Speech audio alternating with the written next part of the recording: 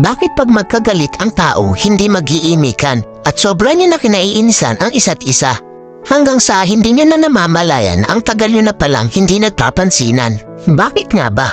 Dahil ba sa sama ng loob o malin na gawa o dahil sa mataas na pride?